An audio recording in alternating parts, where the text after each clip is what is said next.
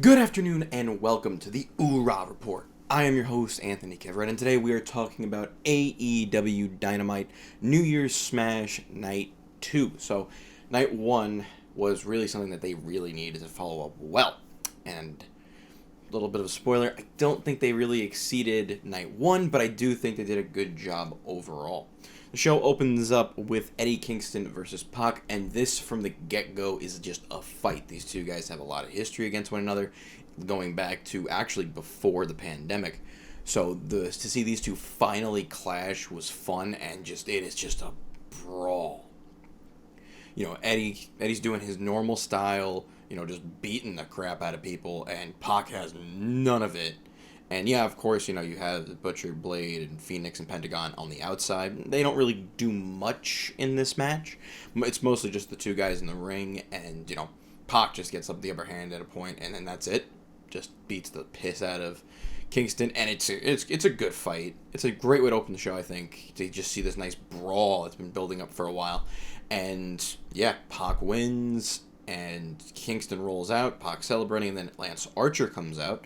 And he goes after Kingston, he scores away, and he goes to Pac. So now I think we're leading to two possible feuds here, where we're going to have Archer versus Kingston, I think, another time. I think they've already gone once, but I think they'll go again. And we'll probably have Archer versus Pac, which I'm really excited for, because I feel like they haven't done much with Archer, but I think him in a program with Pac would be really fun to watch. That goes straight into our next match, which is one half of the best friends, Chuck against Miro. And the stipulation here is that if Miro wins, then Chuck becomes Miro's servant until the wedding of Kip Sabian, which you already know the outcome of this match, mostly because Chuck's partner, with the other half of the best friends, I blank on his name, is out 4 to 6 months with an injury, and Orange Cassidy's Orange Cassidy. He's there. The match goes on. Chuck does get the upper hand in the beginning, but Miro's too strong, and Miro just, once again, is similar to the first match, which I don't necessarily like, but it was more of a beating than anything else. And, he gets the game over in. That's the end of the match right there. Chuck taps out.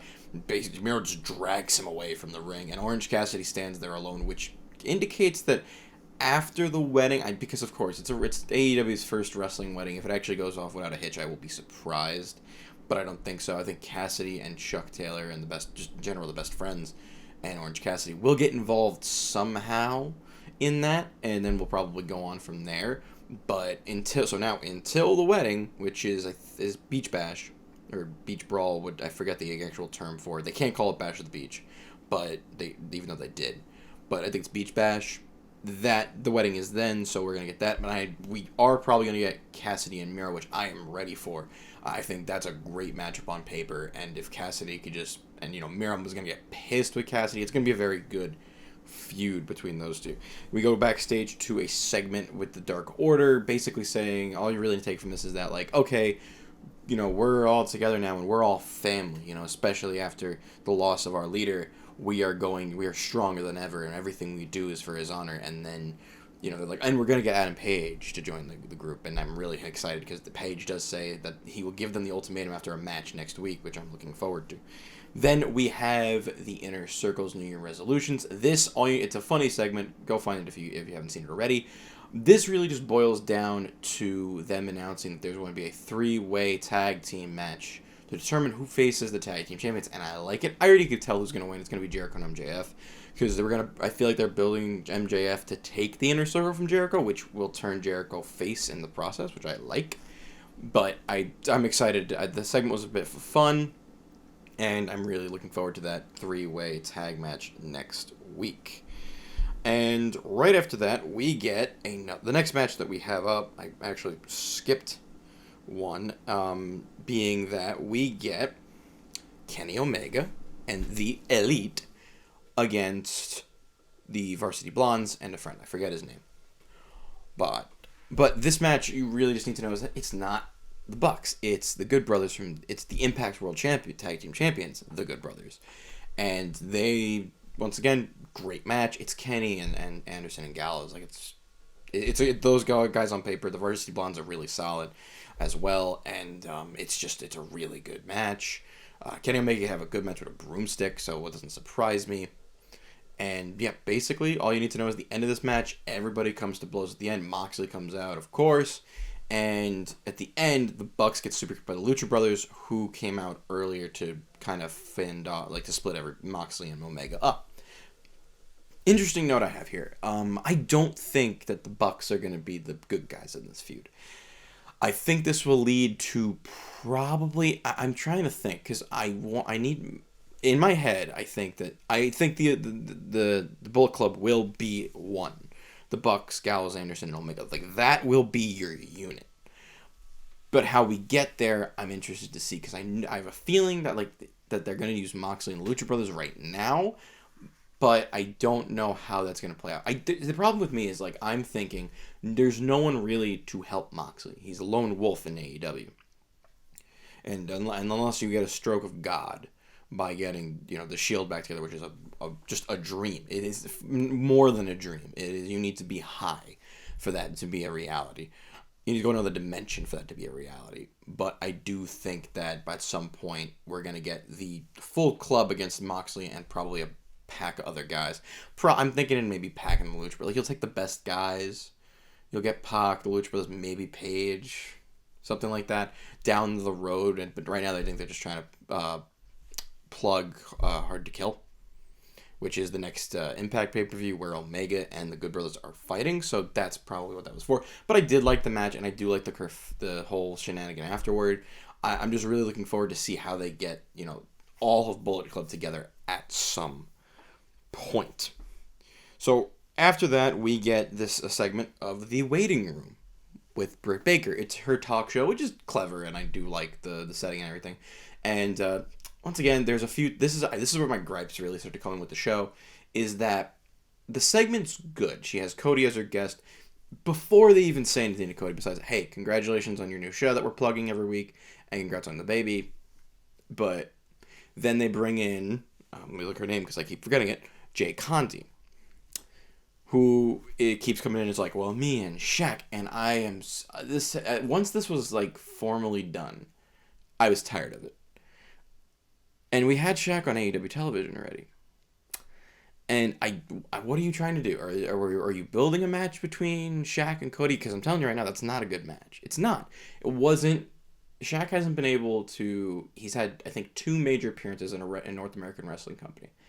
And both of them, he was either carried or he wasn't even like in a match. He was just in a segment.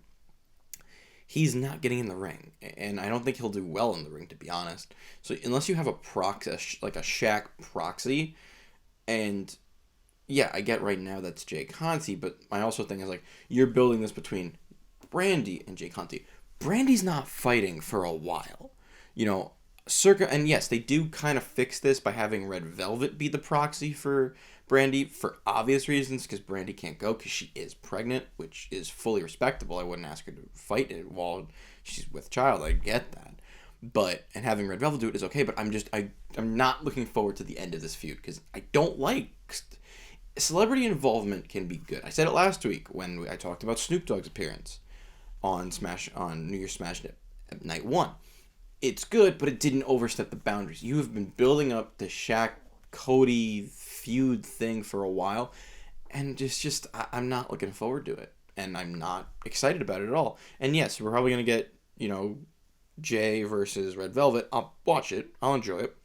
But to be honest, I don't like this feud at all. And the only other good thing about this whole segment, besides Britt Baker being hilarious, is we do get a formal announcement that at Beach Bash, we will get Britt Baker versus Thunder Rosa, which I've been waiting for that match for weeks, and now that we're getting it in February on that Beach Bash, I'm happy, because I know both of those two could really put on a good match, and I do think your women's division needs to have a more clear-cut, I guess, filling in the roster a bit more, because, oh boy, I'll get into my gripes with the AEW women's division a little later. As, the next match that we do have is Jurassic Express taking on FTR. Good match. All 4 of these guys can go. FTR is just phenomenal in this, and it sucks because they win via shenanigans again in FTR fashion, but they do show that they can really go with the best of them, and I really do hope that if the Bucks don't lose the belts to another team, if they don't lose to the Inner Circle, if that is the way they're going with this, I would really like to see Bucks versus FTR again, because I watched Full Gear, and that was the match of the night. I watched it in a bar and at a viewing party, and it was the fucking everybody there was ecstatic, and I really do think you should need to give those 4 guys another chance to show what they can do before moving on entirely. So, and now we're going to get into my gripes with the women's division, because the next match is an NWA Women's Championship match between Jay Conti and Serenity. I apologize for before. It was Jay Cordera with the Shaq stuff. I'm thinking of Jay Conti, who was in this match. I apologize for that. But here's my thing. Here's my gripe. This match was good. And at all intents and purposes, it was a good match. It was a good NWA Women's Championship match. Both of these women are good. I like the storyline they're going with Conti possibly becoming another female in the Dark Order. I like that. Serena Deeb is great, and the NWA Women's Champion. She's great. But why are you having the NWA Women's Champion on AEW television? I get it. It's a partnership. We have seen how these can work in the past. That's the whole storyline right now. Main storyline on AEW programming is the TNA Impact Invasion with Kenny. I get it. But I'm sorry. This is the second week. Last week you did have a women's championship match that was basically nothing. And now you're giving another NWA championship match. And I feel like it's annoying, and I've heard other reviewers say this, and I've heard other fans say this. You're putting a more emphasis on the NWA women's title than your own. And to me, that's not good. I understand you have limitations at your women's division, but I think you are given an opportunity here to build up other women on your roster. And you really should. I haven't seen certain superstars in a long time. They could be injured. I don't know. But, Statlander, Nyla Rose. The only reason I know that Nyla Rose is still around is because she was booked for next week. Why wasn't she on this show? Like, why wouldn't you have a few women here or there doing things so that we at least are acknowledging them instead of keep going the same well of, look at the NWA Women's Champion. Yes, I know, you do have a good thing going with Thunder Rosa and Britt Baker, but how come they didn't, how come they're not doing more? Like, Britt Baker did a talk show. Thunder Rosa wasn't even on TV. It was a pre-taped vignette to go up against Britt Baker. It frustrates me that the AEW Women's Division is not getting center stage, because, yes, there are complications with it, but I wish they would at least do more with the women that they have. We saw a whole brawl with women tonight, breaking up Britt Baker, breaking up Red Velvet, and let me get that name right this time, I promise you, Jay Cordella. If I'm saying that right, I apologize if I'm not.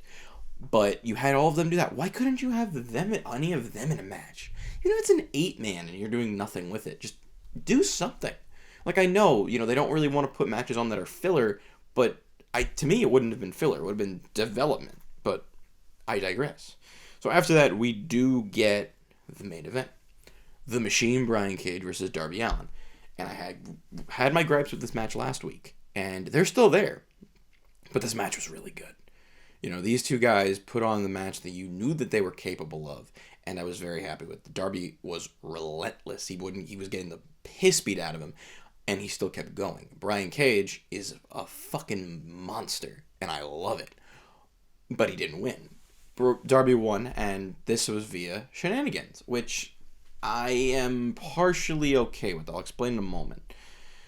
Team Taz was at ringside, which makes sense. Sting was not, even though you knew he would get involved in the finish somehow. Team Taz tries to cost Darby the match, and then Sting shows up, hits Ricky Starks with a bat, and then Darby wins by a roll-up crucifix pin, whatever you want to call it. Why? I know, I understand what the reasoning is. This is the feud. It's Team Taz versus Darby and Sting, and at the end you do see Darby look at Sting and smile, kind of forming that alliance. It's been over a month of that, though, and I'm happy the match was good. If the match wasn't good, I would be crapping on it a lot more, but I think you need to wrap this storyline up. Me, personally, it's a good storyline. It really is, but you're starting to get into the repetition of it all. And if you keep going this route, it's going to start sucking. And for your face of TNT, you built him up as that at Full Gear, and you've built up Brian Cage as this monster, and you have him lose Brian Cage, it's his second loss, first pinfall loss on AEW programming, second loss in general. Come on, guys. I feel like you need to do something here to make me want to keep being invested. Because, yes, Sting is good. Yes, Darby's amazing. Brian Cage is good. Team Taz, you love to hate.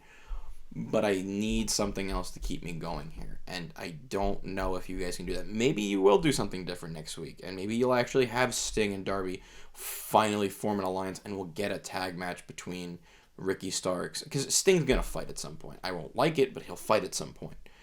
But I'm interested to see where you go, but don't wear it out. So, tonight's Dynamite was good. I say that in that tone because besides the few matches, the matches were good. But I can guarantee the matches are going to be good on Dynamite. They haven't really shown me a really bad match in a long time. And yeah, I feel like nothing was progressed though. Like you had a lot of things that, yes, you had the ending of the Kingston Pac storyline for now. I think it may come up again later with Lance Archer, but that's done. You didn't finish the NWA Women's title match was nothing. FTR's match was nothing. You had a few segments here and there setting up next week, and the main event, which that feud's not over, but. Yeah, Brian Cage losing, so maybe it'll be over. I don't know. It was a good show. It was a really good show. Out of the 3 shows that I watch per week, once again, AEW was kind of the best here. But to be honest, it could have been a little bit better. I think we needed more storyline progression. And yeah, you did get some of that, but I feel like it could have been a little bit better and a little bit well handled. But once again, there was nothing really keeping me to tune into next week. Besides maybe the Orange Cassidy Miro stuff and what is it now? I'm drawing a blank. Besides that, the Elite, there's nothing really there that makes me want to tune in next week. Oh, yeah, and the Inner Circle triple tag match. There's nothing really there for me. So, it was a good show, but it could have been better. Let me know what you guys thought of New Year's Smash Night 2. In the comment section below, hit the like and subscribe button. They do go a long way. And I will see you all next time here on the OOH-RAH Report.